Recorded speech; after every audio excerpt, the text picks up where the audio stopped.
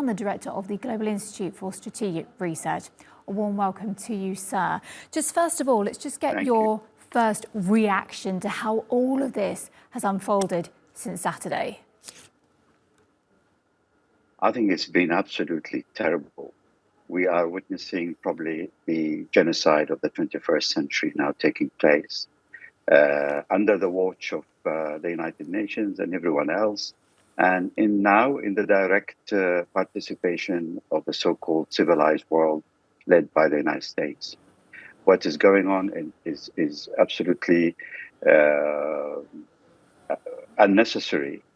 The whole attacks and the scale of the retaliation and the lack of proportionality from Israel and the green light that is being given to it, I think will go down in history as one of the biggest mistakes ever.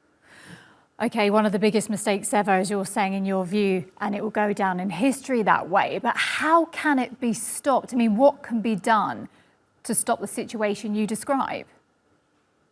Well, there are two parts to it. There is first the Hamas fighters who penetrated the fence into Israel. And they've carried out whatever military operations they did and killed and so on. And the Israelis have dealt with this and are dealing with this. They have killed most of those fighters. The other day they reported that they've got the bodies of about 1,500 Palestinian young men. Now, those are not counted in the Palestinian casualties inside the Gaza Strip. So they're dealing with those. They're fighting one-to-one.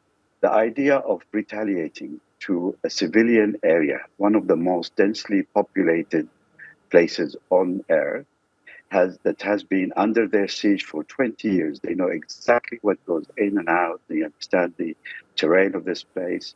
They know that there will be civilian casualties, whatever they do. But to go along from Saturday until today and throw at them 6,000 bombs, which has exceeded the average that the Americans used in their war in the Middle East against Daesh, is unbelievable. And there seem to be a bloodthirst that cannot be met, really. I mean, they're going up with the numbers. Now we're talking about 1,500 plus.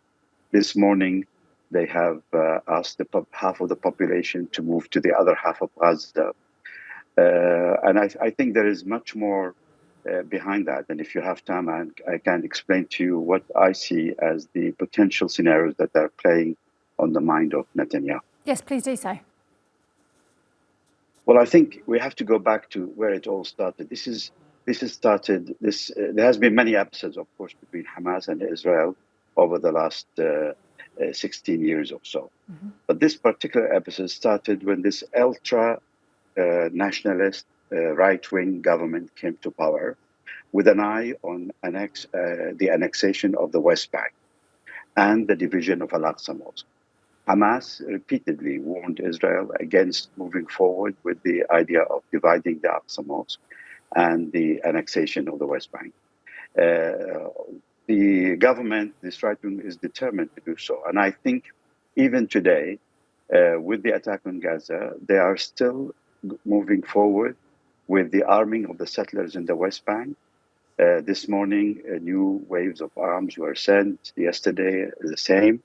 And they haven't really given up on the ultimate objective of creating Israel from the Jordan Valley to the sea.